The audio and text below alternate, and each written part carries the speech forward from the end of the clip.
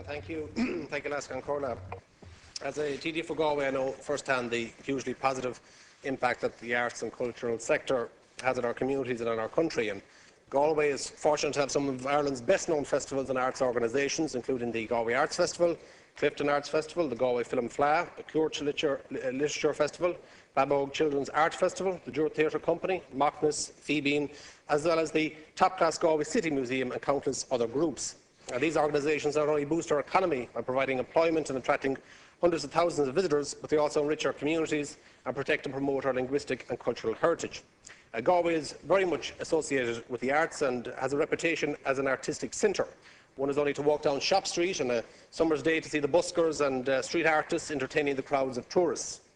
The Clifton Arts Festival, officially opened last year by Minister Dean, would hold its 35th festival from September 20th to 30th in all the house. Welcome to a wonderful 10 days in Clifton and Connemara. And the world-famous Galway Arts Festival runs this year from July 16th to the 29th, followed, of course, by the wonderful Galway Races, a summer and autumn of culture and sport in Galway. All of this, of course, preceded by the finale of the Volvo Ocean Race from this weekend. The arts is very much concerned with identity, stimulates debate, encourages exploration, showcases our nation on a world stage and informs actions on many other levels, such as policy formulation.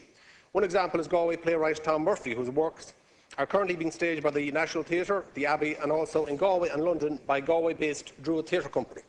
Many of Murphy's plays, such as The House, concerned immigration and its effects on communities, on those who left, those who stayed, and those with an Irish identity. However, although The House concentrates on immigration, it also encourages to think of the effects of domestic violence to a very minor subplot in the play, and it exemplifies the power of the arts to promote debate and inspire action in a way that no official publicity campaign can. Of course, the arts and cultural sector cannot be treated separately in the context of our financial difficulties. Almost all areas of spending have to be examined and savings realised if we are to reduce our deficit. The motion before the Dáil from Fianna Fáil refers to its investment over the years 05 to 010, but ignores the reality of 09 and 010, where significant cuts were implemented. 1 minute, Deputy.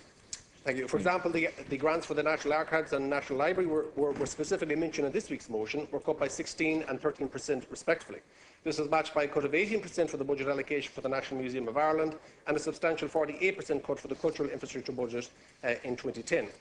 Had better management of public finances occurred in the last decade, it is doubtful whether such cuts would have been necessary.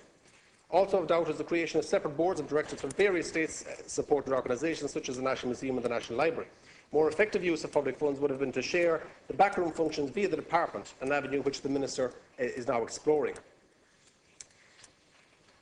A balanced approach in terms of reviewing the financial support from the state is hugely important, and it is very encouraging to see that the Public Service Reform Plan, which Minister Dean has adopted, is based on liaising and consulting the various organisations, on meeting collectively and individually, and on examining not the content or artistic approach, but the models of administration, management and governance. And I welcome this approach.